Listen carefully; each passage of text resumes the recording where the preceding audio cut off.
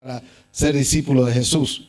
Vamos a ver ya, recuerde ya que el discipulado no es un culto normal y corriente, no como se hace. El discipulado nos instruye, nos corrige, nos exhorta, nos hace ver si estamos o no estamos alineados a las cosas de Dios.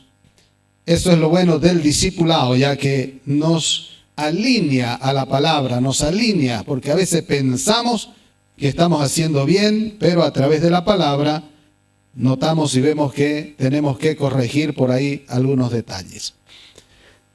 Muy bien, comenzamos. Tema número 5. Para ser un discípulo de Jesús hay que pagar un precio. Escuche, para que lo llamen estudiante, ¿qué tiene que ser uno? ¿Qué tiene que hacer para que digan que es estudiante? Asistir a clase, ¿no? Y tiene que estudiar, pues no hay. Por eso es que a veces se le dice estudiante porque se lo ve ya con algún uniforme, ¿no? Ahí del colegio. Pero resulta de que esos estudiantes que aparentemente son estudiantes, no son estudiantes porque no estudian, ¿no? Ahí. Van nomás, asisten, son asistentes de clase muchas veces. Así también ya para ser cristiano se requiere asistir ya a la iglesia, se requiere también dar fruto. Bueno, así como un estudiante da fruto, ¿no? Y se ve su cambio y se ve que su mente está, ¿no?, llena de conocimiento ya. Así también ya de nosotros como cristianos tiene que verse fruto ya de que somos cristianos. Bueno, para considerarnos entonces cristianos hay que tener una convicción firme de su fe en Jesucristo. Para ser considerado discípulo de Jesús hay que ser seguidor de Él ya ahí.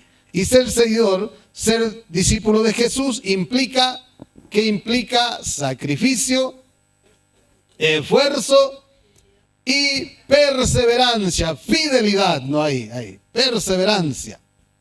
Quiere decir de que no cualquiera puede llegar a ser un discípulo de Jesús, porque se quiere ya estos detalles que mencionamos, sacrificio. Por ejemplo, usted está sacrificándose el venir acá porque podía irse a su casa, ¿no?, a descansar, o podía estar haciendo otras cosas, pero está haciendo un sacrificio vivo para el Señor. Y eso Dios lo valora ya cuando hacemos tiempo para Dios. Y es un esfuerzo y fidelidad ya ahí para el Señor. Entonces, si nos consideramos discípulos de Jesús, tenemos que entregarle todo nuestro ser, alma, cuerpo y espíritu, entregarle también nuestros talentos, tiempo, posesiones, familia y aún nuestra propia vida. Entonces no es tan simple y sencillo decir yo soy discípulo de Jesús, ¿no? O yo soy cristiano, como muchas veces decimos. Pero vamos a ver primero ya, el amor de Jesús es tan grande hacia nosotros que cuando nos convertimos en sus discípulos, Él no nos envía ya así nomás. Ya, ustedes se convirtieron, véansela cómo se las arreglan. No, el Señor siempre va a tener cuidado de sus discípulos. Así también nosotros ya cuando tengamos discípulos, cuando usted tenga discípulos, mejor dicho, va a cuidar ya de sus discípulos. Primero, número 1, ¿qué hace Jesús cuando nos convertimos en sus discípulos? Inciso A, ¿qué hace? Nos capacita, nos da poder, nos sella con el Espíritu Santo. Mire lo que hace entonces Jesús. Es algo tremendo ya que hace en nuestras vidas. Él nos va a capacitar, Él nos da poder y sobre todo su Santo Espíritu está ya en nosotros, ¿no? Por eso es que dice Efesios 1:13, en Él también vosotros, habiendo oído la palabra de verdad, el evangelio de vuestra salvación, y habiendo creído en Él, fuisteis sellados con el Espíritu Santo de la promesa. Por eso es que empieza una nueva vida ya para el cristiano, porque ya hay alguien espiritual ahí que nos va a volver justamente espirituales, pues no hay, que es el Espíritu Santo. No se puede ser espiritual si no hemos sido sellados, si no hemos aceptado a Jesús. Por eso es que antes ya de ser cristiano no queríamos saber nada de Jesús, nada de la iglesia, nada de la palabra. Porque no se puede ser cristiano si no está el Espíritu Santo en nuestra vida. También dice Efesios 4:30, y no contristéis al Espíritu Santo de Dios, con el cual fuisteis sellados para el día de la redención. Debemos tener ese cuidado de no contristar, no entristecer con nuestras acciones, palabras o hechos, no ahí, al Espíritu Santo. Inciso B, ¿qué más hace Jesús cuando nos convertimos en sus discípulos? Inciso B, nos da valor, coraje para predicar su palabra a través de su Santo Espíritu. No podemos predicar la palabra o enseñar si no estamos llenos del Espíritu Santo. ¿Por qué mucho pueblo de Dios, por qué muchos cristianos no anuncian la palabra a sus familiares, amistades, colegas ahí de trabajo, compañeros de colegio, universidad? ¿Por qué no anuncian la palabra del Señor? Y siendo ya cristianos, porque no están con ese fuego del Espíritu Santo. Está ahí el Espíritu Santo, pero está con una llamita apenas, no hay con una pequeña llamita, no hay de fuego, y por eso es que apenas dice que es cristiano, no hay, apenas dice no hay. Entonces, mire lo que hace el Espíritu Santo. Hechos 4:31 dice así: cuando hubieron orado, el lugar en donde estaban congregados tembló, y todos fueron llenos del Espíritu Santo y hablaban con denuedo la palabra de Dios. ¿Qué pasa cuando una persona entonces está encendida espiritualmente, o está avivada espiritualmente, o despierta espiritualmente, o en comunión con el Señor? ¿Qué pasa ya cuando uno está ahí y aviva ese Espíritu Santo que está en nosotros? Habla, dice la palabra, con denuedo. ¿Qué es denuedo? Es coraje, valentía, osadía. Con valor uno habla, ¿no? Donde sea que está. Aquel que está lleno del Espíritu Santo, donde sea que vaya, no anuncia la palabra, no se esconde, no hay. Pero ¿por qué entonces hay gente que no habla a sus familiares, amistades, colegas? Es más, hasta ni saben a veces que son cristianos en su barrio, en su colegio, en su universidad. No saben a veces que son cristianos. ¿Por qué? Porque recibieron a Jesús, pero no han activado, ¿no? Ahí no oran, no ayunan, no se congregan fielmente, no leen su Biblia. Si eso es lo que mantiene el fuego del Espíritu Santo en nuestra vida. Por eso es que acá ya está, y cada cosa que se ve hoy en las iglesias, cuando dicen que se manifiesta el Espíritu Santo, cada cosa que se ve es impresionante, ¿no? Cada show, podríamos decir, que se ve. Porque eso es ahora. Cuando se hace show, wow, ahí está la presencia del Señor. Y algunos que hacen, gritan, zapatean, corren para allá, se suben en las bancas, gritan, se van, se caen, ¿no? Y hasta vomitan algunos, ¿no? Así. Y dicen, no, wow, están llenos del Espíritu Santo. Cuando acá la palabra dice que cuando alguien es lleno del Espíritu Santo, habla con denuedo la palabra, habla con coraje, con valentía. Si fue tocado, si fue llena esa persona ya del Espíritu Santo ahí en un culto, en un servicio, de seguro que va a salir afuera, ¿a qué cosa? A hablar de la palabra con coraje, con valentía, sin temor, sin vergüenza, sin miedo. Eso es ser lleno del Espíritu Santo. No sé si ha visto gente, ¿no?, que hace esto. En algunas iglesias, ¿no? Hay manifestaciones de toda clase y aparentemente han sido tocados por el Espíritu Santo, pero salen afuera y no es con ellos el asunto. Ahí están otra vez en lo mismo. Mas cuando una persona es llena del Espíritu Santo, empieza ya a hablar. Los discípulos cuando estaban, ¿no?, ahí encerrados, ¿no?, porque Jesús le dijo, no salgan de Jerusalén, no se vayan, no ahí, hasta que sean investidos con el poder de lo alto, con el Espíritu Santo. Y los discípulos estaban ahí encerrados, temerosos, con miedo, ¿no? Ahí. ¿Por qué? Porque eso es cuando no hay llenura del Espíritu Santo, no está el Espíritu, hay miedo, hay temor, hay vergüenza. Los discípulos estaban así. Por eso es que Jesús le dijo, no salgan de ahí, nomás quédense, ¿no?, en casa. Y ellos fueron y se quedaron y se encerraron, ¿no? Y de repente alguien iba y tocaba la puerta, ¿no?, ahí donde ellos estaban, y capaz que ahí se metían debajo de la cama de repente asustados, ¿no? Ahí. Pero mire cuán diferente fue cuando el Espíritu Santo vino sobre ellos, ¿no? Ahí Ahí, y todos fueron llenos del Espíritu Santo. Los discípulos, ¿qué pasó? Abrieron las puertas, salieron a predicar a todos lados, sin miedo. Eso es ser lleno del Espíritu Santo. No hay que dejarse llevar o engañar por ciertas acciones ya que se ven por ahí, ¿no? Que pareciera ser. Detalles allá afuera, ahí tras que salen del culto. A ver, ¿qué hacen afuera? Si realmente han sido llenos del Espíritu Santo, ¿no? Y empiezan a manifestar ahí, ¿no? A algún familiar, amistad, ¿no? Hay cosas hermosas que le pasó en el servicio. Pero a veces, ¿no? Se deja llevar cuando acá dice, ya Hechos 4:31, cuando hubieron orado, el lugar donde estaban congregados tembló y todos fueron llenos del Espíritu Santo y hablaban con denuedo la palabra de Dios. Hechos 4:8 dice, entonces Pedro, lleno del Espíritu Santo, les dijo, gobernantes del pueblo y ancianos de Israel. ¿A quién estaba predicando Pedro? A los gobernantes y a los ancianos de Israel, a los teólogos ahí, ¿no? Ahí. Imagínense si Pedro le había negado ¿cuántas veces a Jesús? ¿Cuántas veces negó Pedro a Jesús? 3 veces le negó. Pero ahora resulta de que estaba hablándole aún a los gobernantes que podían encarcelarlo, que podían atraparlos y todo eso. ¿Pero por qué les hablaba? Porque acá dice que estaba entonces Pedro lleno del Espíritu Santo. Hay una gran diferencia ya el ser lleno del Espíritu Santo a ser asistente nada más, ¿no? a los cultos.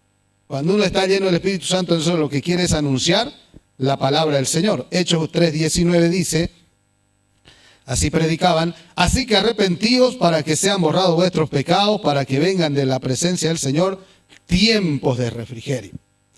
Les hablaban, les predicaban, arrepiéntanse, no ahí. No es como hoy en día, no, hoy como hoy en día se ve peor por internet, no hay. No, ya no se habla de arrepentimiento casi. Ya no confrontan el pecado, ya no, ya es nomás todo es bendición, profecía por acá, profecía por allá, que te va a ir bien, que este año va a ser un año de bendición y que todo lo que vas a hacer va a ser prosperado, va a ser bendito y un montón de cosas más. Para que aquello ocurra, hay que confrontar y decirle, si no te arrepentís, no va a llegar la bendición a tu casa, a tu hogar, a tu vida. Pero ahí están, ¿no? Con miedo, con temor también, por ahí el predicador. No, y no, es que si les digo eso, se va y no vuelve, dice, no. Nos quedamos sin miembros acá en la iglesia, dice, no. Ahí. Cuando hay que confrontar, ¿no? Proverbios 28:13 dice, el que encubre sus pecados, ¿qué va a pasar? No prosperará. Mas el que los confiesa y se aparta, dice, alcanzará misericordia.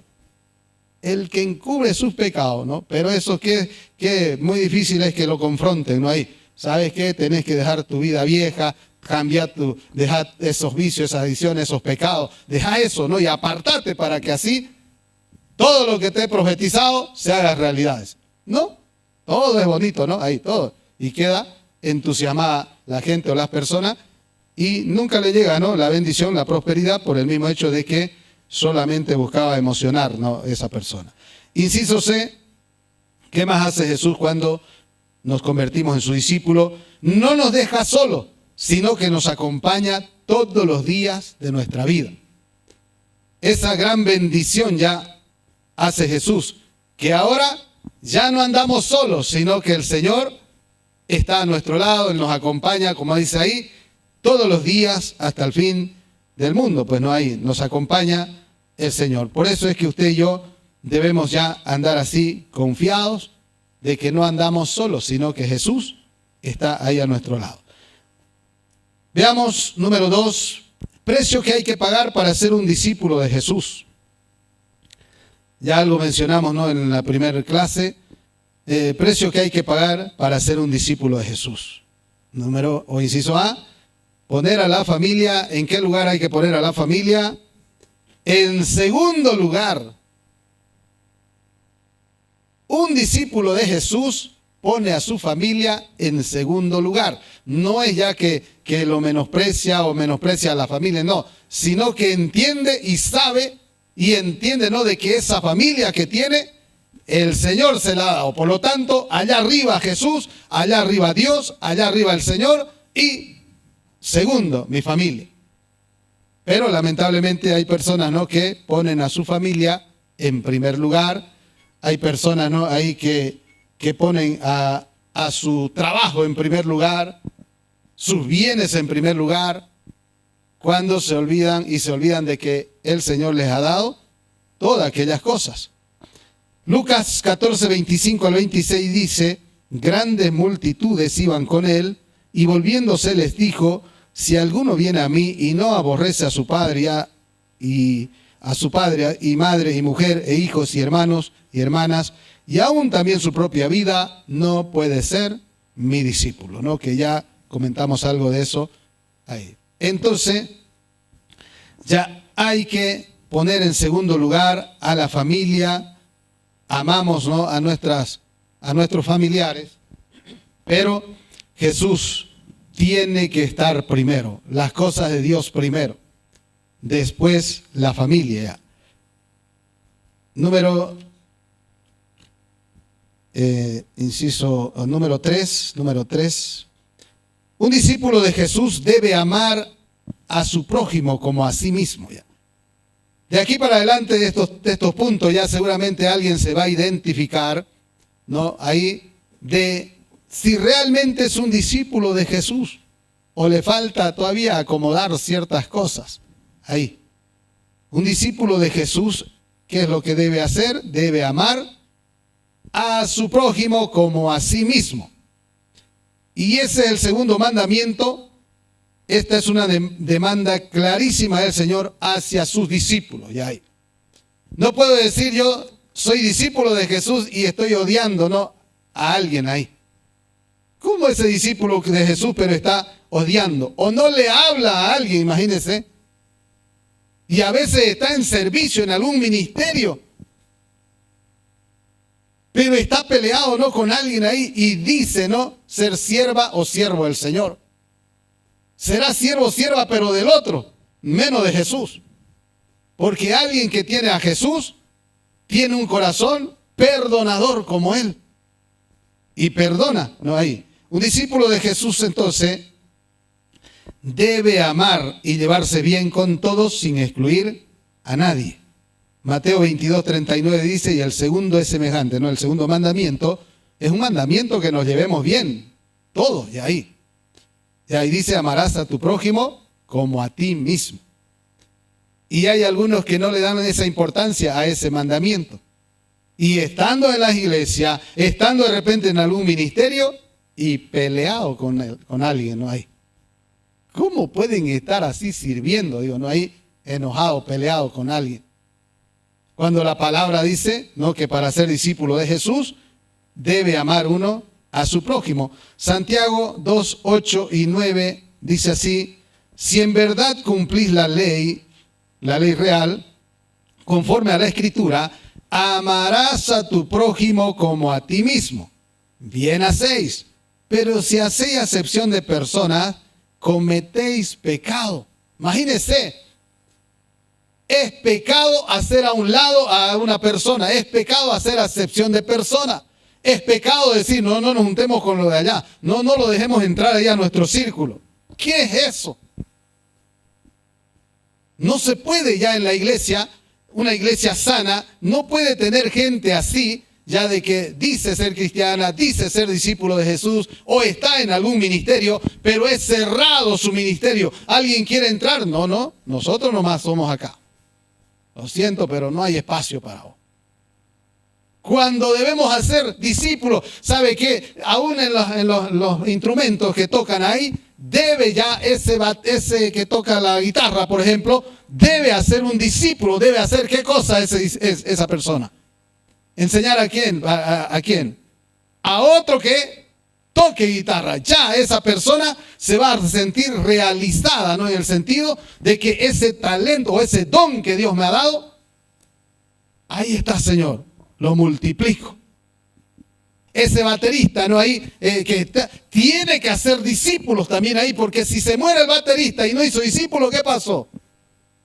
Ahí se acabó la batería, ¿no? Y tan bonita, ¿no?, la batería.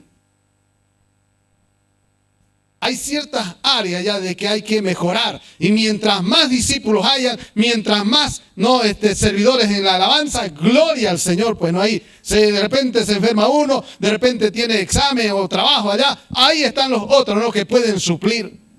Pero no es una competencia, ¿no?, el que lo haga. Siempre enseño ya de que no compitamos ya ahí con nadie. Un discípulo de Jesús no compite ya con nadie, con otra persona. Un pastor no puede estar compitiendo ya con otro pastor u otra iglesia. No, ahí no es para eso. Yo por lo menos tengo esta filosofía y digo, no, yo ando todos los días ando en competencia. Pero compito conmigo mismo, ¿no? De ahí de repente cometí un error este día, mañana lo hago mejor, sí. Compito conmigo mismo de ser cada vez mejor, de agradar al Señor. Con uno mismo uno tiene que competir, pero no con los demás, no con las demás personas, no con los demás pastores, ¿no? Porque si fuera así, competencia, ¿no?, de que tenga, qué sé yo, más gente, más personas, o no estaría aquí enseñando, pues. No, acá nomás, nosotros nomás, acá, ¿no? Más bien, tengo el material, le digo a los pastores, no tengo el material, se lo doy, se lo paso, pero enseñen en su iglesia, ahí. ¿Por qué? Porque estamos abiertos ya a que se extienda el evangelio. Entonces, es importante entender esto, que un discípulo de Jesús debe llevarse bien con todos de ahí. Porque le leo de nuevo ya acá esta partecita que algunos por ahí no la han escuchado. Santiago 2.9 dice, Santiago 2.9, pero si hacéis acepción de personas, cometéis pecado y quedáis convictos por la ley como transgresores. Cometéis pecado. El hacer acepción de personas, ahí, yo digo allá, tengo 2 cultos, ¿no?, en la mañana, por ejemplo, ¿no? Y ahí enseño, ¿no?, también así. De repente alguien acá está enojado, está peleado con alguien, ¿no?, acá, y dice ser discípulo o está en algún servicio. Si está enojado o peleado, no puede estar así. ¿Por qué? Porque a veces puede ser, ¿no?, de que como hay 2 servicios en la mañana y ya sabe que el otro va, con el que está enojado va al segundo, dice, no, yo no voy al segundo, al primero nomás, yo para no verlo a ese, dice, no hay. Y el del segundo dice, no, yo al segundo va porque este otro que no me cae viene al primero. ¿Qué es eso? No puede andar así ya un cristiano. Es un mandamiento del Señor de que el discípulo de Jesús ame a su prójimo como a sí mismo.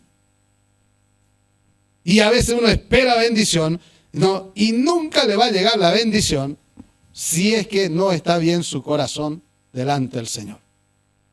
Por eso es que ya hay algunos que sirven, trabajan y lo hacen con todo, ¿no?, ahí, con toda su fuerza, pero no reciben bendición porque en su corazón por ahí hay alguna amargura, algún odio, algún rencor hacia otra persona, y por más que se la pase sirviendo todo el día en la iglesia, no le va a llegar la bendición. Peor todavía si hace acepción de personas, ¿no?, o tiene su camarilla, se dice, no, ahí, su camarilla, no ahí. No tiene que haber camarillas en las iglesias. La iglesia debe estar abierta, ¿no?, a ser discípulos ahí. Sea, si alguien sabe cocinar, ¿no?, de las mujeres, ¿no?, si sabe cocinar, ¿no?, ahí, y hay alguna actividad, ¿no?, ahí, o bueno, allá por lo menos todos los domingos se cocina, ¿no?, ahí hay hartas discípulas que saben cocinar. Porque la líder que estaba adelante ya no le manda, ¿no?, mi esposa le ponen otras discípulas ahí o ayudantes, y ellas ya van aprendiendo de cómo cocina, ¿no?, ahí. Por eso es que cuando ya se hacen, imagínense, 16 grupos de cocina ahí, 16. La persona que cocina ya en el servicio, ¿no?, se hace todos los domingos, se hace almuerzo, y eso trae una confraternización, eso trae charla, no termina el culto y queda vacío. Allá se ha hecho, ¿no?, así tipo comedor ahí, salen del culto, como es, allá 10:30 algunos ya están almorzando, 10:30 de la mañana, ¿no?, porque el primer culto termina a las 10, o a las 10 ya hay el almuerzo, ya imagínense, para los del primer servicio. Y ahí están charlando, confraternizando. Entonces, ahí eso también ayuda a que la persona pueda estar, ¿no?, charlando y no estar haciendo acepción de personas. Se juntan, ¿no?, ahí todos contra todos, ahí, y eso ayuda a la unidad de la iglesia. Entonces, no puede estar ya un discípulo enojado con alguien. Creo que hay una canción por ahí, ¿no? El cristiano no tiene que estar enojado, algo así, ¿no? C, o inciso B.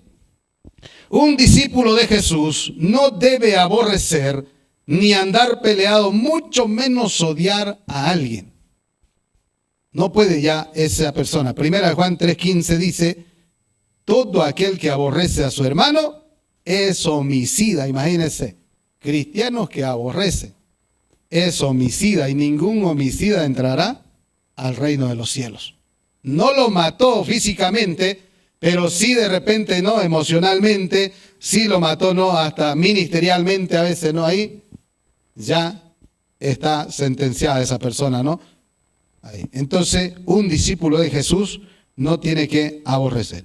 Inciso C, un discípulo de Jesús no ama de palabras, sino que muestra su amor con hechos, con acciones. Porque hay muchos que aman de palabra, ¿no? Solamente dicen, ¿no? Ahí, sí, te amo en el amor del Señor, o te aprecio, te quiero mucho, ¿no? Ahí. Pero a la hora de la verdad no se demuestra con hechos, ¿no? Ahí. Y el amor hay que mostrarlo con hechos, con acciones. A veces, ¿no? Maridos, esposos, ¿no? Que dicen, yo amo a mi esposa, dice, ¿no? Yo la amo a mi esposa. Pero no le dan, ¿no? Ni para que vaya a hacerse un arreglito, ¿no? En su cabello, las uñas, no ahí. Pero dice que la ama, pero la ama solo de palabras nada más, ¿no? Porque ahí está su esposa, ¿no? Pidiendo, ¿no? Ahí, mendigando, ¿no? Ahí para un arreglito, ¿no? Ahí. Como dijo alguien, ahí están algunas esposas medias chimontrufias, dice, ¿no? Ahí. Toda despeinada, ¿no? Ahí. Pero dice su marido que la ama. Pero ¿cómo? Si la ama, pues hay que demostrar, ¿no? Con hechos, dándole, ¿no? Para que vaya y se haga esos arreglos. Así también ya en las cosas de Dios, no podemos decir que amamos a Dios si no lo demostramos. ¿Cómo demostramos que amamos a Dios en la iglesia? Sirviéndole al Señor. Hay cosas que hacer en la iglesia, ¿no? Y demostramos nuestro amor hacia la obra o hacia Dios, involucrándonos en la obra del Señor. Pero muchas veces, ¿no? Se dicen muchas cosas con palabras. Y acá dice, 1 Juan 3, 17 y 18 dice, pero el que tiene bienes de este mundo y ve a su hermano tener necesidad y cierra contra él su corazón, ¿cómo mora el amor de Dios en él? Hijitos míos, no amemos de palabra ni de lengua, sino de hecho y en verdad. Dios quiere ver hechos y no palabras, pues no, y no palabras no hay. Porque existen, ¿no? Los besos de Judas, existen en las iglesias también, ¿no? Ahí van, ¿no? Y lo saludan bien y con beso, como entregándolo, ¿no? Ahí. Y todo bien, hasta con abrazo, ¿no? Ahí todo bien parece, pero se da la vuelta y ahí está, ¿no? La traición o la puñalada y hablan mal, ¿no? Para esa otra persona, para el líder, para el pastor y un montón de cosas, ¿no? Ahí. Existen también esas personas, ¿ya? Pero dicen ser cristianas, dicen ser discípulos de Jesús y viendo la realidad están lejos de serlo, pues no hay. Inciso D, alguien que dice ser discípulo de Jesús, pero no ama a su prójimo, es porque no ha conocido a Dios todavía. Recuerde que el venir al culto, venir a las iglesias o estar en una iglesia, no lo hace cristiano a uno. Ya, eso no es sinónimo ya de que es un cristiano real y verdadero, porque hay muchos que van a las iglesias, pero no son cristianos allá afuera. Son cristianos nomás en la iglesia nada más. Y hay hartos, ¿no? Así, que son de ese modo. Mas dice la palabra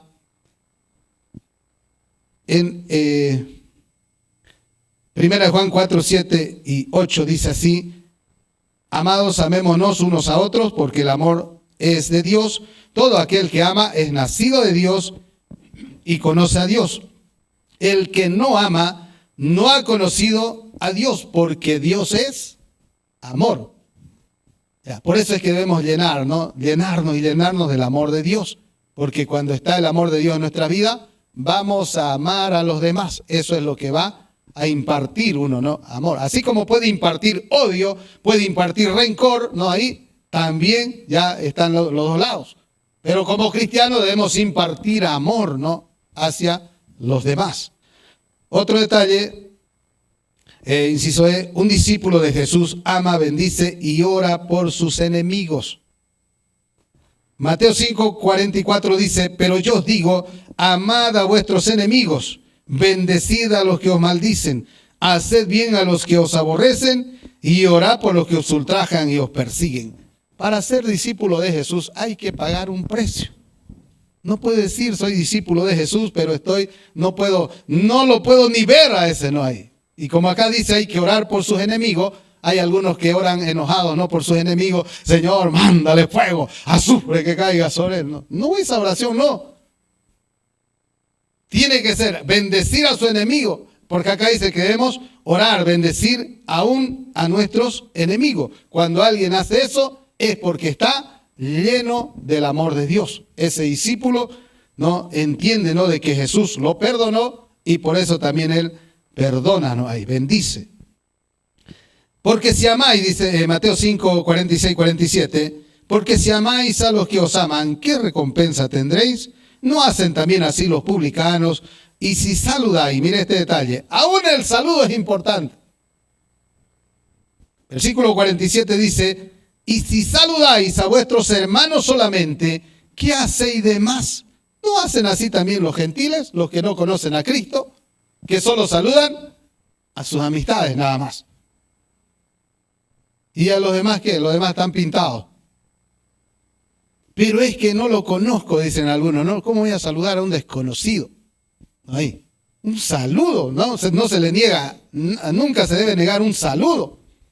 Más todavía si está en la iglesia, imagínense, cuánto más todavía en la iglesia debe ya haber el saludo, ¿no? Fraterno como cristiano, de alegrarse, de contentarse, de ver después de repente de una semana a un hermano, ¿no? Ahí. ¿Cuánto más debe uno? Y de repente él trajo una visita, esto pasa, porque acá dice, escuche este detalle, no, cuando dice, y si saludáis a vuestros hermanos solamente, a los que conocen nada más.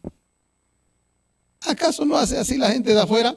Que cuando hay una fiesta de repente, ¿no? En algún lugar, alguna reunión, y la gente del mundo entra y llega a la puerta y mira, ¿no? ¿Dónde están? ¿Dónde? ¿En qué mesa estarán sentados? Dice, ¿no?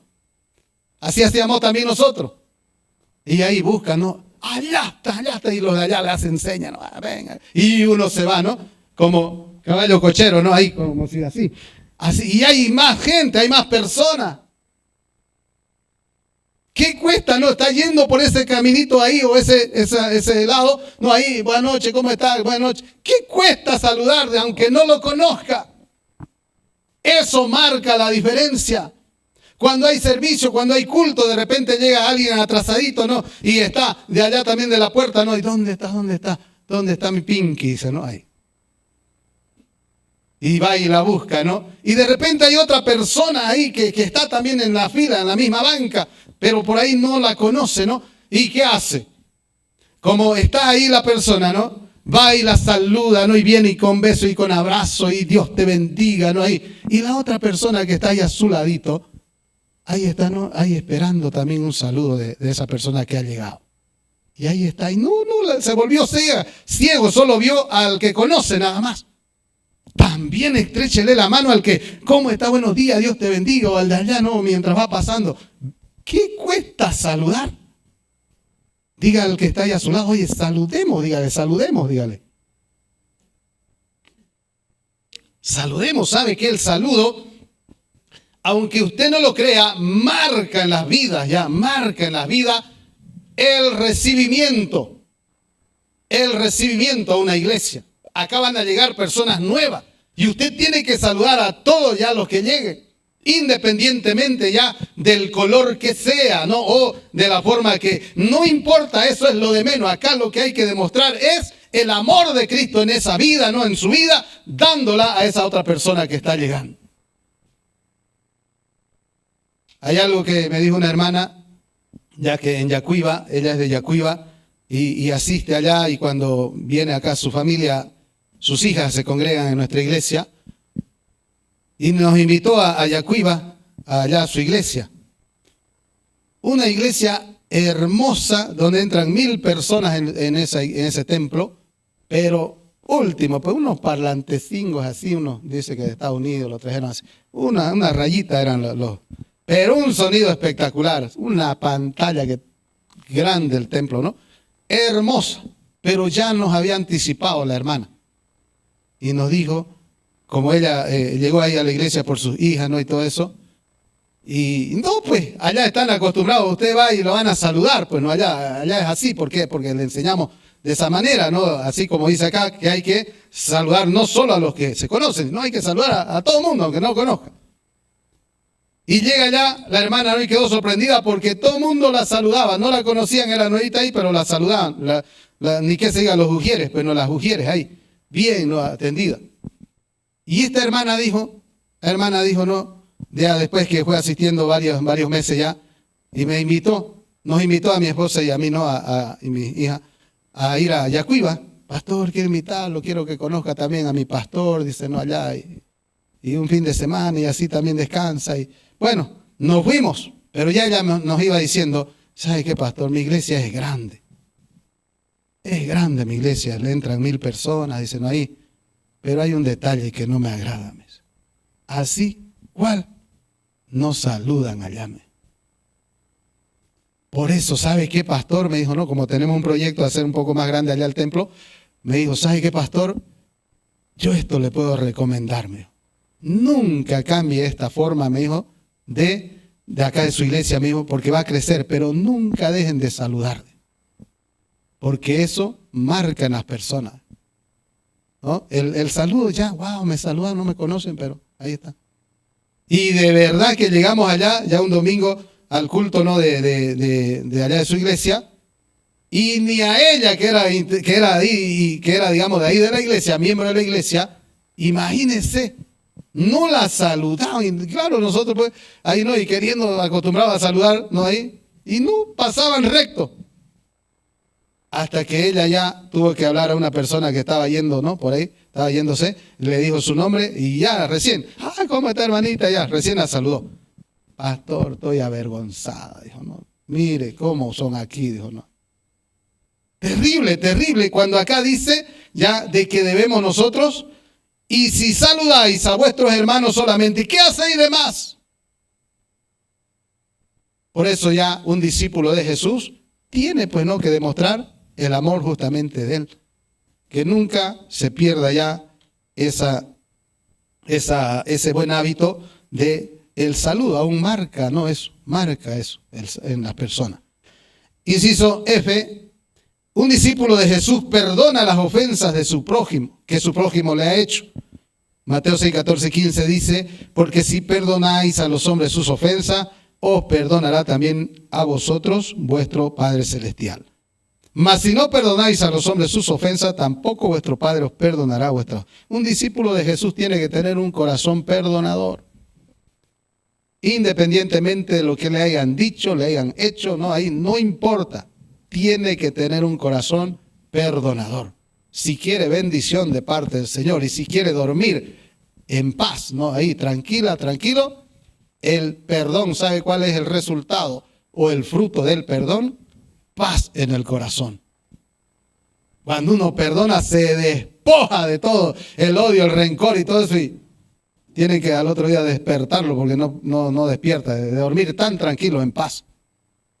Hay gente que no puede dormir tranquila porque está pensando, ¿no?, en lo que le hicieron, le dijeron ahí, y llenándose más de amargura, de odio y todo eso.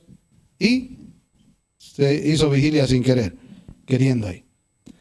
¿Qué más hace un discípulo de Jesús? Inciso G. ¿Cómo el mundo nos reconocerá? ¿Cómo se darán cuenta que somos discípulos de Jesús? No nos reconocerán con pancartas o frases bonitas en poleras, gorras, stickers o ahí no, en los autos, ¿no? No nos van a reconocer así que somos cristianos. Aunque usted ponga ahí Jesús te ama, o el nombre de su iglesia, o algún versículo de repente ahí. Oh, no va a ser por eso que no van a reconocer que somos discípulos de Jesús. Porque hemos visto muchas veces, ¿no?, en los autos, ¿no? Ciertos stickers ahí muy bonitos, pero cuando alguien no se le atravesó o alguien lo medio que lo quiso chocar, sale ese cristiano, supuesto cristiano. Y ahí nomás, ¿no? Lo trata y le dice de todo, pero ahí dice Jesús te ama, dice en su auto, ¿no? Como alguien dijo, es Jesús el que lo ama, pero yo no, Dios. Terrible, entonces, terrible. Cuando dice la palabra, Juan 13:35 dice, en esto conocerán todos que soy mis discípulos, si tuvieses amor los unos con los otros. Por eso es ya importante el amor. En el discipulado se habla bastante del amor, ya, porque eso es lo que hace de que uno piense en los demás. El amor todo lo sufre, todo lo espera, todo lo crea, todo lo soporta. El amor ya es lo que hace de que uno se convierta en un discípulo de Jesús. ¿Ven? Vemos entonces que hay detalles que corregir. Ya no sé qué punto usted tiene que corregir de lo que ya he mencionado en este tema. No lo deje pasar. Ya si de repente no saludaba, de aquí para adelante, a saludar. Allá fuimos ¿no? a un congreso en Paraguay. ¿Cómo se llama, pastor, la ciudad que fuimos allá del este, creo, Ciudad del Este? Eso, ¿no? Allá en Paraguay. Yo quedé sorprendido porque allá la gente, ¿cómo saluda? No hay. Y en esa ciudad, por lo menos en esa ciudad, no habían semáforos. Ahí en ese sector donde estábamos, no había. Pero ¿qué hacía la gente? No, ahí, no, acá como es cuando, aún con semáforo acá, ¿no? El que tenga más coraje se mete nomás.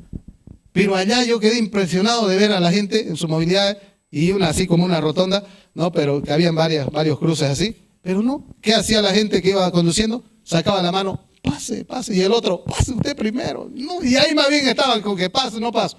Imagínense, no, acá es que el que más se mete. Terrible. Y íbamos andando en la calle, igual, ¿no? La gente que venía así de frente de nosotros, buenas tardes, buenos días. Wow, dijimos, ¿no? Ahí. Nos conocerán, seremos tan conocidos, dijimos nosotros. Pero no, es su buen hábito, no eso. Por eso el saludo ya dice mucho ya de la persona ya hay.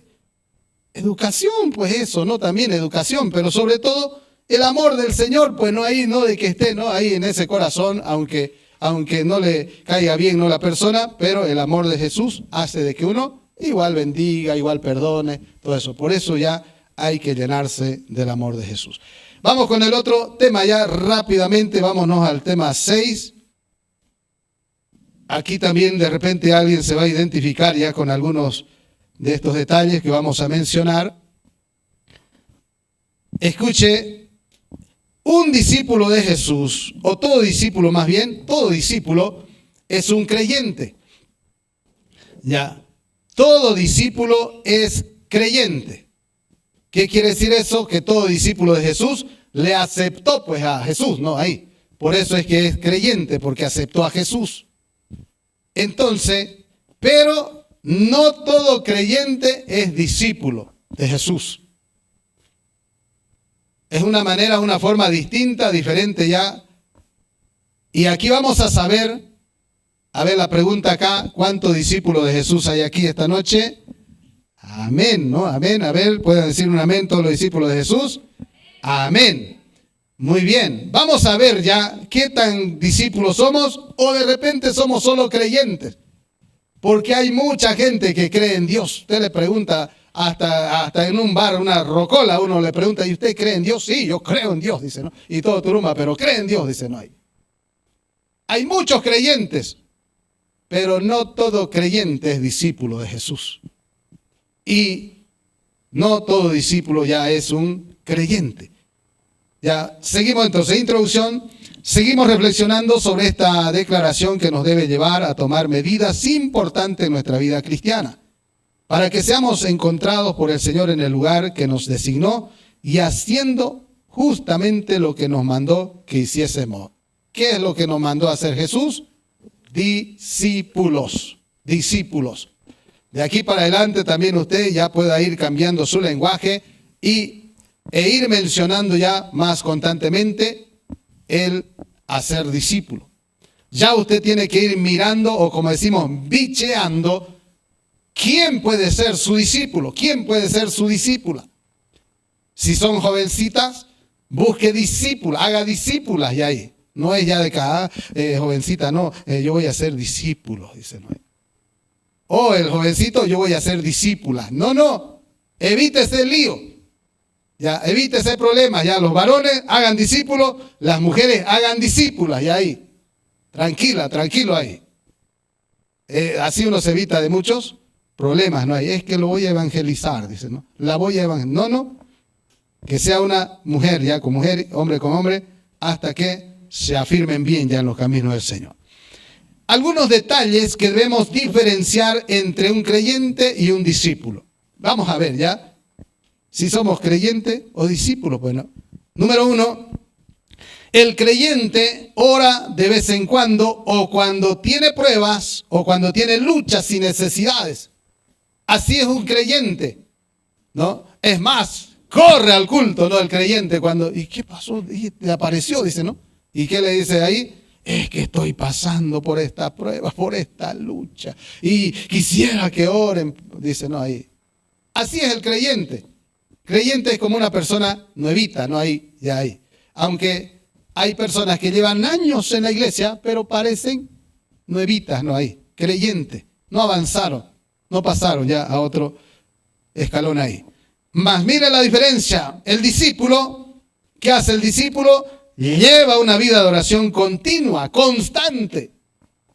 No es ya cuando tiene pruebas nomás o necesidades que ora, no, el discípulo, su vida diaria de oración mantiene, Romanos 12 dice, gozoso en la esperanza, sufridos en la tribulación, constante en la oración. Un discípulo es así, constante en la oración. No busca ya como un creyente o un nuevo, solo cuando tiene pruebas o problemas. Mateo 26:41, ¿por qué más tiene que orar un discípulo? Velad y orad para que no entréis en tentación. Un discípulo ya ora, ¿para qué? Para no caer en tentación. ¿Por qué un creyente cae en cada prueba o en cada tentación? Por falta de oración. Si la oración es el combustible, ¿no? Del cristiano, ¿no? Es lo que lo hace avanzar y avanzar. Así como una movilidad necesita de combustible, así también es la oración. ¿Qué más? El número 2, el creyente suele esperar panes y peces, espera que vengan a él o que lo llamen. Así es el creyente, ¿ya? Así es una persona nuevita. Espera que vayan, que lo llamen, que lo busquen. Así es. Y ya lleva años, ¿no? En los caminos del Señor, pero parece un nuevito, ¿no? Ahí. Mas el discípulo va hacia los peces. Es un pescador de hombres, es un ganador de almas. Mateo 4:19 dice, y les dijo, venid en pos de mí y os haré pescadores de hombres, de almas, ¿no? Ahí. Un discípulo de Jesús sabe qué es lo que tiene que hacer. Y no esperar, ¿no? Ahí, que lo llame, ¿no? Que el líder o el pastor, ahí, y dice, ¿no? Dice, todos todavía se entercan y dice, si no me llama el pastor o la pastora o el líder, no voy a llamarle yo también, dice. Si no vienen y me visitan acá, no voy a ir, dice, ¿no? Se empaca, como decimos, ¿no? Ahí. Esas son actitudes de niños espirituales, creyentes, nuevos. Más un discípulo, no es así. Un discípulo es fuerte, firme, ¿no? Ahí vengan, lo visiten, no lo visiten, lo llamen, no lo llamen. Él está ahí, ¿no? Con un propósito de ganar a otros más bien para el Señor. Son posturas distintas, diferentes. Número 3, el creyente, escuche bien, lucha ya por crecer, por madurar. Su vida espiritual es inestable todavía. Así es ya la vida de un creyente, de un nuevo o de alguien que ahí se acostumbró, ¿no? A esa vida no muy comprometida y por eso es que ahí está luchando por crecer, por madurar y ya lleva 10 años en la iglesia y parece no se afirma todavía. Mas el discípulo ya no lucha ya por crecer, por madurar. No, ya el discípulo da fruto, lucha más bien por reproducirse, por multiplicarse, lucha por hacer más discípulos, tiene otra mentalidad. Yo le decía en la primera clase, de aquí para adelante usted tiene que cambiar su mentalidad y pensar como un líder ya de acá para adelante. Tener una mentalidad de líder ya, y de no esperar, no de que alguien lo esté no, ahí empujando y empujando. No, no. Usted y yo ya estamos para levantar más bien a otros ya ahí. Pero si sigue, ¿no?, ahí todavía uno actuando como creyente o como nuevito, una vida espiritual inestable, ahí. Hechos 6:7 dice, y crecía la palabra del Señor, y el número de los discípulos se multiplicaban grandemente en Jerusalén. También muchos de los sacerdotes obedecían a la fe. Y crecía la palabra del Señor, y el número de los discípulos se multiplicaba. No dice sumaban, se multiplicaban. Y ahí, porque es distinta la suma con la multiplicación. Y nosotros tenemos esa visión de multiplicación, ya no de sumar. Porque el que multiplica siempre va a ser mucho más productivo ya que el que suma. No es lo mismo, ¿no?, que sea 10 más 10. ¿Cuánto es 10 más 10? Y 10 por 10. Es harta la diferencia, ¿no? Ahí. Y eso ya es lo que nosotros tenemos que tener en mente, ya el multiplicarnos. Acá dice que los discípulos se multiplicaban, ¿no? La palabra del Señor crecía y el número de los discípulos se multiplicaba. ¿Por qué se multiplicaban los discípulos? Porque la palabra ya crecía. Quiere decir que iban por allá, ¿no?, diferentes personas. Por eso la importancia ya de que usted esté en este discipulado y pueda entender ya lo que Dios quiere hacer con su vida. Que es que usted haga ya que la palabra se extienda ya en su zona, ya en su trabajo, y de seguro que los discípulos de acá de la iglesia se van a multiplicar, van a llegar. Y es a través de cada uno de ustedes, de los que están acá. Ustedes van a ser la base, ¿no?, ahí de este sistema de trabajo acá en la iglesia, ¿no? Ustedes van a ser la base y los que vengan de más van a estar ahí, ¿no? Ustedes van a ser la firmeza. Ahí, van a ser lo duro ahí, ¿no?, que no se va a caer ni nada de eso. Por eso ya tome en serio este asunto ya del discipulado, porque va a ser de mucha bendición usted para la obra del Señor. Escuche este detalle. ¿Usted cree que el líder nace o se hace? Hay una pregunta por ahí, ¿no?, que anda rondando por todos lados. ¿Qué cree usted? A ver, ¿que el líder nace o se hace? ¿Cómo está eso? A ver, se hace. A ver, por este lado, ¿qué dice? Por este lado, se hace, ¿ya? Nace. Muy bien, escuche, porque hay gente que ya nomás se etiqueta y dice, no, yo no he nacido para hacer, dice esto, no así. No, yo nací. Allá en la iglesia, habían unos borrachitos, ya de estos que beben así, ¿no?, en la calle, todo el día paran así, ¿no? Hay gente así. Y ellos, cuando había algo que hacer, o iban, ¿no?, y me decían, pastor, hay algo para limpiar, hay algo para hacer aquí en la iglesia. Decía, no, le limpio allá, le rozo, le corto allá la grama, o le basureo, algo, ¿no?, ahí. Y este era su lema de estos dos, eran dos hermanos de sangre, ¿no?, ahí, pero estaban en el vicio. Pastor, nosotros estamos, dijo, para obedecer, usted mande nomás. Ese era su lema, ya, esa era su filosofía, ¿no?, de nosotros estamos para obedecer. Y hay gente así, que se cree ya que nació para eso nomás, para estar allá abajo nomás. Y teniendo un potencial, ¿no?, ahí, que no lo desarrolla, que no lo lleva, ¿no?, al crecimiento, que si se pusiese una meta, ¿no?, ahí de decir, yo me levanto, yo voy a lograr esto, lo voy a hacer, lo hace, amadas, amados. ¿Por qué? Porque este detalle, el líder nace y se hace, amadas, amados. ¿Por qué? Porque todos nacemos con un propósito grande en las cosas de Dios. No nacemos así, no hemos venido nomás ya por accidente o porque nacimos para ciertas cositas nada más. No, no, no. Nacimos para grandes cosas ya, pero el detalle es de que uno se etiqueta a sí mismo y dice, no lo voy a poder lograr. No, yo nací para esto nomás, dice, no hay. Y ahí se limita, ¿no? Y veamos lo que dice la palabra acerca de esto ya en el punto 4. El creyente, escuche bien, ¿qué hace el creyente en esa situación? El creyente tiene temor, no se da cuenta o no cree que hay un potencial dentro de él. Así es esa persona. Es más, se limita y dice, es que yo soy tímido, dice, no hay. Es que yo soy introvertido, no extrovertido como otro, dice, no hay. Así estaba, ¿no? Moisés cuando dijo, no, yo soy, no tengo facilidad de palabra, dice, no hay. En otra palabra más clara decía, soy tartamudo, ¿no? Decía Moisés. Y así uno se limita. No, es que yo, no voy a poder, no voy a esto. Así solo ya es el creyente o el nuevo, ya o una persona que se encerró y dice, no ahí, y dicen esto. Es que en mi familia, por ejemplo, en mi familia no, yo difícil que sea profesional. Porque no hay en mi familia, no hay ningún profesional. Yo estoy destinado a vivir en la pobreza porque en mi familia todos son pobres.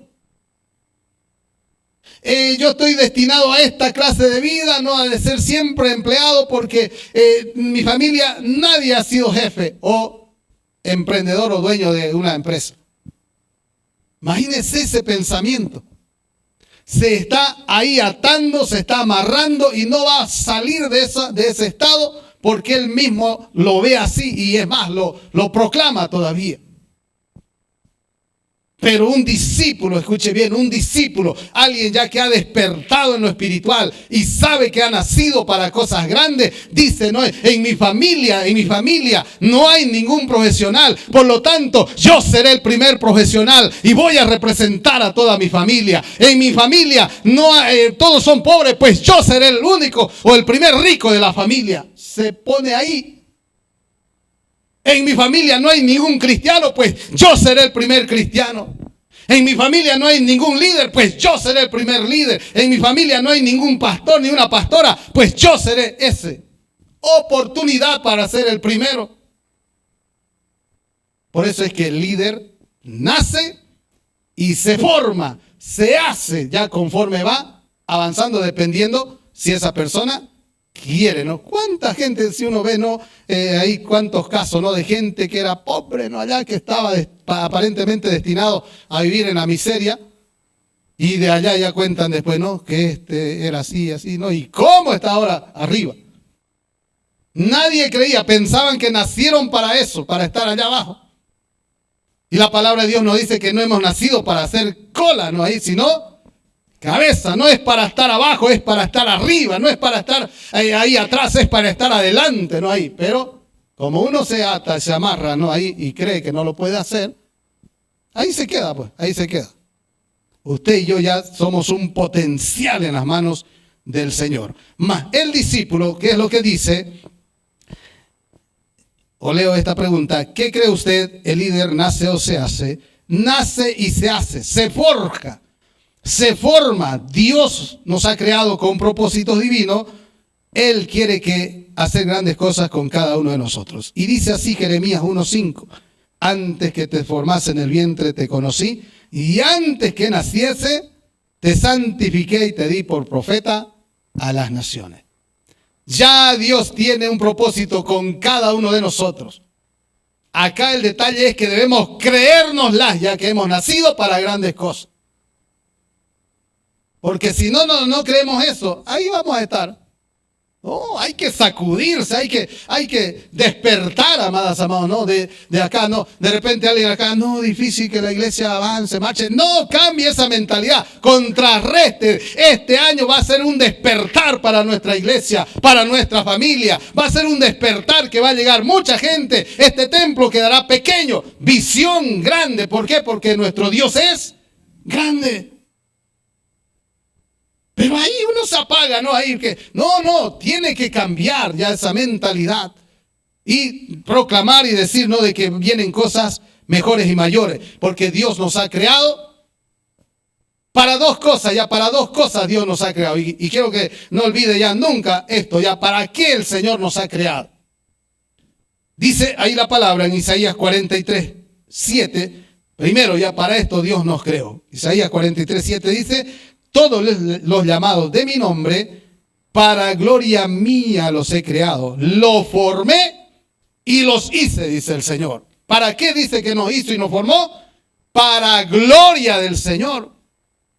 Pero hay gente que cree que Dios lo creó para estar en un boliche, para estar en una rocola, para andar de ahí en algún vicio. Cree que eso no glorifica a Dios. Porque la palabra dice, para gloria mía los he creado, dice, no ahí. Los formé y los hice. Quiere decir que nuestra vida tiene que glorificar a Dios. Ese es el primer propósito con el cual, o para el cual Dios nos ha creado, para que demos gloria a Dios a través de nuestra vida. Una vida cambiada, transformada, glorifica al Señor. Pero a veces ahí no se queda en eso. El segundo propósito por el cual el Señor nos ha creado, Isaías 43:21 dice, este pueblo he creado para mí, mis alabanzas publicará. El Señor nos ha creado para que le alabemos, para que le demos gloria, honra y gratitud. Pero a veces no se le alaba al Señor. Y cuando decimos alabar a Dios, no es ya precisamente canto y canto y canto nada más, porque algunos creen que alabar a Dios es cantar y cantar. No es eso. Nosotros alabamos a Dios cuando damos un buen testimonio. Eso es alabar a Dios, ¿no? Ahí la gente misma, wow, se sorprende. Wow, no, qué buen testimonio. Ya la gente está glorificando el nombre del Señor porque uno está adorando o alabando al Señor por ese buen testimonio que puede dar. Cuando uno ofrenda, diezma, eso es alabar al Señor. Cuando uno ayuda también a otras personas. Pero a veces uno queda ahí nomás, ¿no? En lo chiquitito se queda. Número 5, el creyente anda muy ocupado en sus quehaceres, en sus planes y proyectos. Por eso es que solo entrega parte de su tiempo y de su vida, olvidándose que su vida le pertenece a Dios. Hay creyentes o personas nuevas que se olvidan que su vida le pertenece al Señor. Y creen, ¿no?, de que su vida es suya nada más, ¿no? Y por eso es que no hacen tiempo para Dios, por eso es que andan más en sus planes, en sus proyectos ahí y hacen a un lado a Dios. Por eso es que no tienen tiempo para comprometerse en la obra de Dios. Si para comprometerse en las cosas del Señor, para servirle, no es que usted tiene que dejar su trabajo, no es que tiene que dejar sus estudios, no. ¿Cuánto más Dios lo va a bendecir? Más bien porque sabe que trabaja, sabe que estudia, pero hace tiempo para servirle al Señor. ¿Cuánta más bendición va a venir para esa persona que se esfuerza a pesar de sus quehaceres, ¿no?, que tiene? Aún así dice, en este ministerio voy a servir, o voy a ir al culto, voy a ir a la iglesia, voy a ir al discipulado, aunque estoy cansado, he tenido un día duro, no importa, pero aquí, si está acá, eso agrada al Señor. Porque Dios busca gente esforzada y valiente. Entonces, un creyente ya es así. Puros planes, proyectos, pero que tengan que ver con Él. Algunos creen que uno se hizo pastor porque no tenía nada que hacer. No hay. Hay gente así que dice, no sé qué hacer, creo que voy a ser pastor, dicen, no hay. Porque no saben qué hacer. No tienen nada que hacer.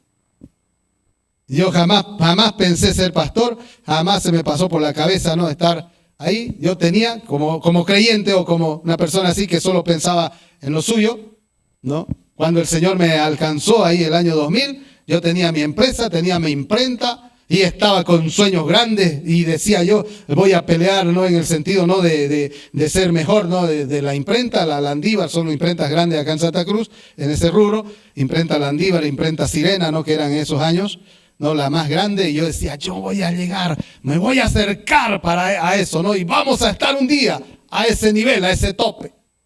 Visión, amadas, amados, visión, sueños, aspiraciones tenía personales. Y cuando yo llego a la Iglesia del Amor, ahí estaba todavía con la imprenta. Mi oficina era en el CBA a la vuelta. Era mi oficina ahí del CBA. Pues trabajaba con el CBA. Yo le hacía todos los trabajos, ¿no? A esta empresa de inglés, ¿no? De ahí. Y llego, ¿no? Y ya justamente la hermana Edilia ya me presenta al pastor Caballero, y ahí ya yo miro y veo, ¿no? Ahí la iglesia. Como yo pues imprentero, ¿no? Siempre me interesan los papeles. Ahí miré, ¿no? A ver, ¿qué hacen acá? ¿Qué imprimen acá? Y ya yo fui con esa idea, ¿no? De ver qué trabajo podía hacer. Y le digo al pastor Caballero, ¿no? Después ya de unas semanas que, pastor, ¿tiene tarjeta usted, tarjeta personal? No, no tengo. No se preocupe, yo le voy a hacer las tarjetas personales para usted. Y le hice, ¿no? Un buen tanto de tarjetas personales al pastor ahí. Fue como una presentación, pastor, tengo imprenta, no hay. Y de ahí ya que el pastor era presidente de ACE en esos años, en el año 2000 era presidente de ACE, Asociación Cristiana Evangélica. Y estaba él de presidente. No, pues ya el pastor vio, ¿no? Ahí que también paraba yo ahí en la iglesia y él me dio todos los trabajos que se hacían en esos años para que yo lo haga, ¿no? Se hacían miles de volantes y cosas, ¿no? Que antes era la Asociación Cristiana Evangélica, era más movida. Se llenaba el estadio, ¿no? En esos años cuando habían alguna convocatoria. Y allá se repartían volantes, empresas y de todo. Y todo eso yo lo hacía. El pastor me lo daba ahí cuando estaba de presidente él. Entonces yo trabajaba para ACE en ese tiempo, ¿no? Así en la imprenta. Pero mire cómo Dios ya poco a poco me fue quitando mis sueños, mis aspiraciones de las que tenía. Se me fue desvaneciendo aquel sueño que tenía yo, no de querer ser una de las imprentas conocidas en Santa Cruz. Ahí no tenía aspiraciones ahí, cuando de pronto paraba ya involucrado en las cosas de la iglesia. Y de a poco fui dejando clientes, ¿no? Ahí de los que tenía clientes de la imprenta, ya fui dejando y pasándosela a otros colegas, ¿no? Imprenteros ahí, ¿no? Que eran responsables. Se los iba dejando yo. Mira, es que no me da tiempo. ¿No? ¿Por qué? Porque ya paraba haciendo la obra del Señor. Paraba visitando, ¿no? Con el hermano Gilberto Pedraza, ¿no? Que ya está en la presencia del Señor. Con él, ¿no? En esos años. Ahí nos íbamos por allá y todo eso. Y así, cuando acordé, me quedé con el Banco Los Andes, ¿no? Y el CBA. Con dos empresas grandes, ¿no? Que eran buenos clientes, que le hacía trabajo. Y mis sueños se fueron desvaneciendo así, ya no me interesaba, ¿no? De ser la imprenta, ¿no? Ahí con ese, ya no. Cuando acordé del Banco Los Andes, ahí ya lo dejé también, le dije, no, bueno, hasta aquí nomás. Me quedé solo con el CBA. Mi último cliente fue el CBA. Y la que era administradora en ese tiempo, ¿no? Era una hermana de casa de oración, ¿no? La que me daba los trabajos y todo eso en esa área. Y un día ya me fui, oré, ¿no? Así, y de ver que no tenía tiempo y todo eso. Y ya Dios dijo, no, bueno, ya, de una vez desligate de esto. Y me fui al CBA, ¿no? Un día, y le digo ahí, hermana, le dije, no, ¿sabe qué? Este es el último trabajo que le voy a hacer. ¿Qué? Me dijo, ¿pero cómo? ¿Qué pasó? Sí, le dije, ¿sabe qué pasa? Le dije, no, de que voy a servir en la obra del Señor. Y ahí ella ya, no, como era cristiana, ahí ella ya me abrazó. Qué bueno, me dice, no, qué bien. ¿Sabe que esa decisión no cualquiera la toma, dijo, ¿no? De renunciar a las cosas que hacen. Y ahí fue la última vez que la vi a la hermana y al CBA. De ahí me quedé sin mis sueños y aspiraciones. Y me dediqué a la obra del Señor. Pasé pruebas, pasé luchas, escasez, ¿no? Y de todo, ¿no? Ahí, en el transcurrir. Pero, ¿qué hizo ya? El ser agradecido con Dios, el levantarse uno, ¿no? En lo espiritual, el permanecer, ¿no? Hace de que Dios supla todas las necesidades. Y como dice 1 Corintios 15, 58, amados, estad firmes y constantes, creciendo en la obra del Señor siempre, sabiendo que vuestro trabajo en el Señor no es en vano. No es en vano. Aquí también a la universidad le hacía trabajo acá en la universidad, ¿no? Cuando estaba la hermana Son, ahí trabajaba con la hermana Son y estaba el brasilero, ¿cómo se llama el que estaba administrando antes? Paiva, ¿no? Paiva, ¿no? Con él también. Acá también harto trabajo le hacía a la universidad. En esos folletos, boletines, hojas y todo, ¿no? Ahí. Pero mire, las cosas que Dios hace. Transforma, cambia, y el que es obediente de seguro que va a ser bendecido, porque en la obediencia está la bendición. Y no me arrepiento nunca, 26 años ya de cristiano, y nunca se me pasó por la cabeza decir, ¿por qué dejé mi sueño? ¿Por qué dejé esto? No estuviese tan necesitado como estoy, ¿no? En esos tiempos, ¿no? Cuando hay necesidad. Nunca se me pasó. ¿Por qué? Porque entendí de que Dios me había llamado. Nunca pensé estar en esto, pero gracias al Señor, ¿no? que nos llamó. ¿Por qué? Porque antes de que naciésemos, ya Él nos había escogido para cosas mayores, no hay.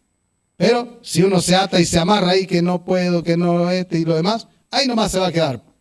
Entonces usted y yo seamos entendidos ya en lo que Dios quiere que hagamos.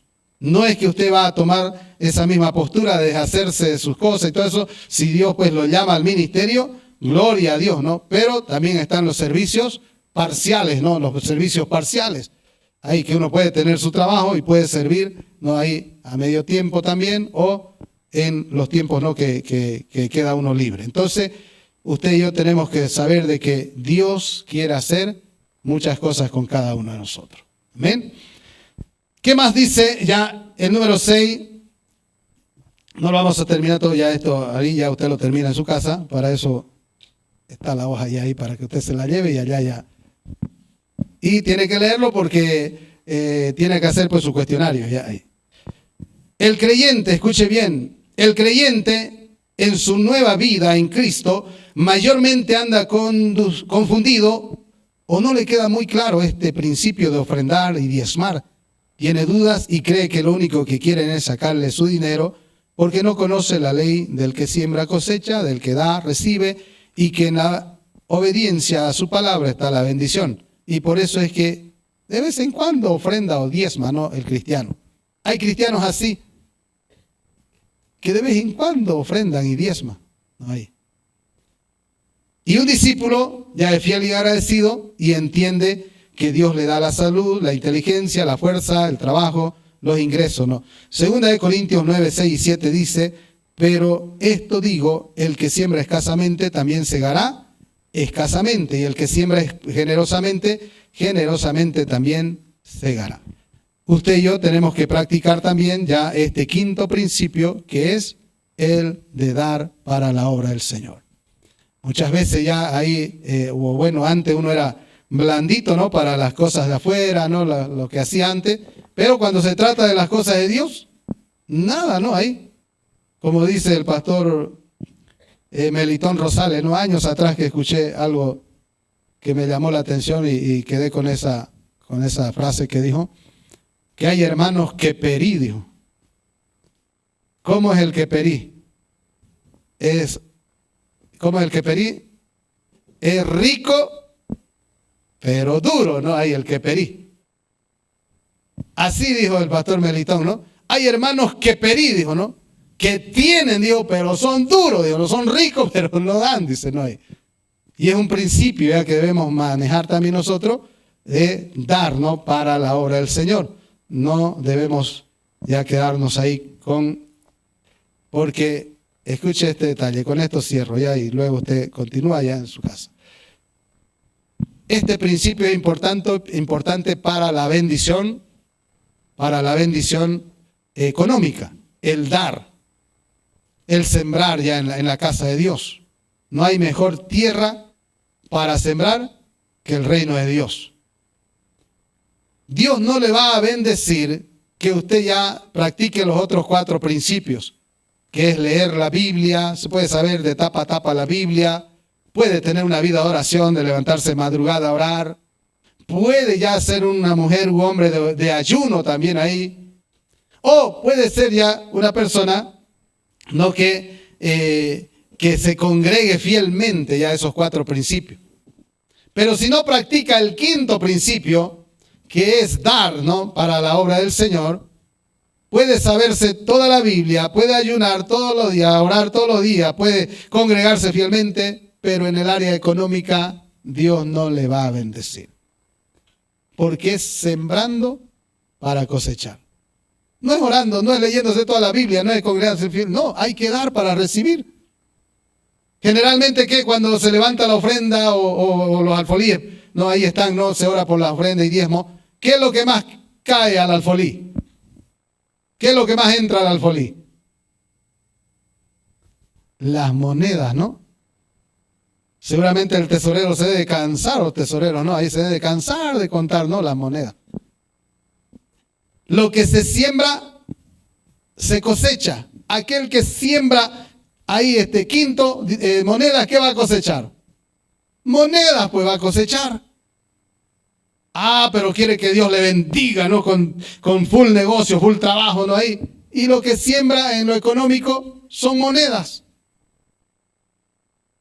El que siembra escasamente, dice la palabra, ¿qué va a pasar? Escasamente también va a recoger. Y el que siembra en abundancia también va a cosechar. Es la ley de la siembra y la cosecha. Y nosotros tenemos que aprender, ¿no? A dar. Aún en la célula se levantan ofrendas. ¿Para qué? Ahí no es para el dueño de casa, no, es para la obra del Señor. Porque allá se le enseña también, ¿no?, a los discípulos que tienen que dar. ¿Para qué? Para que Dios les bendiga en el área económica. Pero como no se maneja mucho ese principio o hay temor a veces, ¿no?, de enseñar. ¿Por qué? Porque la gente luego dice, no, este es un platista, este pastor, o es ¿cómo se llama esta corriente de la prosperidad? La doctrina de la prosperidad, creo, algo así. O quiere sacar plata nada más. Cuando es un principio de parte del Señor, para ser bendecido en el área económica, hay que dar, hay que sembrar. Los demás puntos ya usted lo lee ya ahí en su casa, con más calmita, cuando ya vaya haciendo ya el cuestionario, el cuestionario. Próxima clase, escuche bien, ya próxima clase, no se falte, ¿no? Vamos a entrar ya a otra etapa. Hoy estamos ya en todo lo que es el discipulado, ¿no? El ser discípulo, como que hay que pagar un precio para ser discípulos y todo eso. Próxima clase o próximo jueves estaremos ya entrando a la otra parte que vamos a ver qué es una célula. ¿Cómo se hace una célula? Ya ahí, para la siguiente clase. Usted ya que va a abrir su casa, ¿no? Ahí de repente algunos, no, ni idea, aquí ni se me pasa por la cabeza abrir mi casa de repente, no hay. Pero conforme vaya usted escuchando la palabra, va a ver que es una tremenda bendición el abrir su casa, para que ahí se predique la palabra. ¿Ya? Entonces no se pierda esa enseñanza. Ya el próximo. Nos ponemos en pie, vamos a orar, vamos a dar gracias al Señor por este tiempo. Por ahí en algún punto de eso se ha identificado, pues hay que corregir, ya hay que corregir. Y si está bien, gloria al Señor, pues ya manténgase en esa postura de hacer bien las cosas, ya. Pero si está por ahí de repente en algún área que falta corregir, hay que corregirla. Amén. Oramos ya. Amado Dios, en esta noche agradecido, Señor, por su palabra. Gracias, mi Dios amado, porque a través de ella somos instruidos, somos corregidos. Su palabra dice que la palabra es útil para corregir, para redarguir, para usar o para instruir en justicia. Amado Dios, queremos agradarle a usted con nuestros hechos, no con nuestras palabras, nada más.